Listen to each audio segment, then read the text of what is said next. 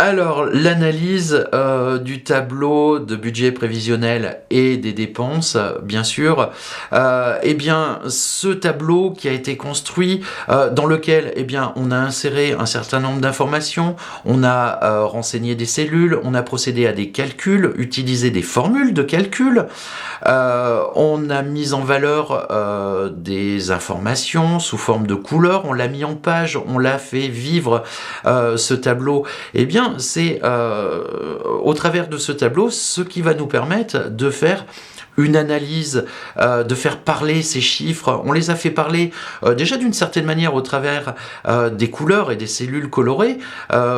qui peuvent nous alerter, qui peuvent nous rassurer. Et on voit que, eh bien, globalement, cette opération, si je me fie à ce tableau que j'ai construit, eh bien,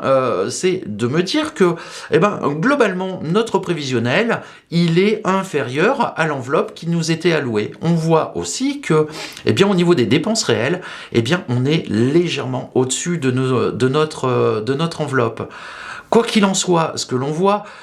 eh bien, c'est que globalement, on a investi 46 000 euros et on a pu, ces 46 000 euros ont généré 75 000 euros de chiffre d'affaires. En gros, eh bien, on a quasiment multiplié par 2 notre investissement. On a plus que multiplié par 2 notre investissement.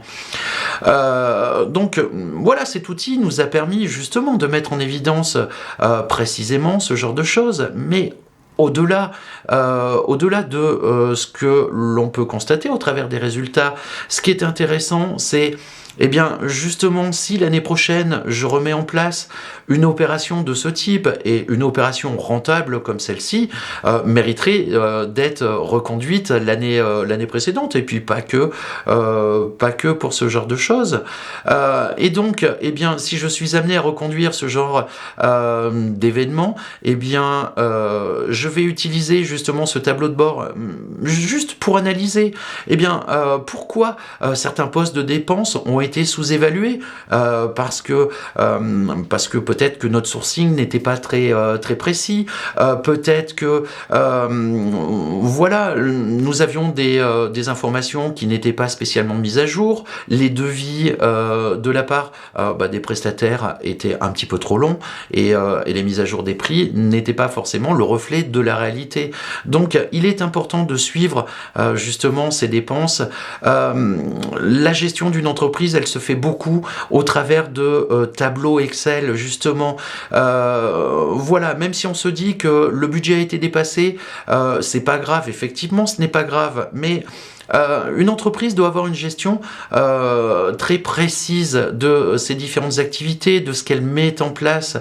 tout simplement parce qu'elle va avoir besoin de s'améliorer. Ces outils-là, et notamment eh bien, ce type de tableau de bord, permet de faire le suivi d'actions commerciales et de ne pas reproduire les erreurs et en tout cas de bénéficier d'une expérience antérieure pour reproduire d'autres actions. Merci d'avoir suivi ce cas pratique. Je vous invite maintenant à regarder le chapitre suivant qui va vous permettre eh bien, d'exploiter de nouvelles fonctions et de nouvelles formules de calcul pour aller un peu plus loin sur l'utilisation de ce logiciel Excel.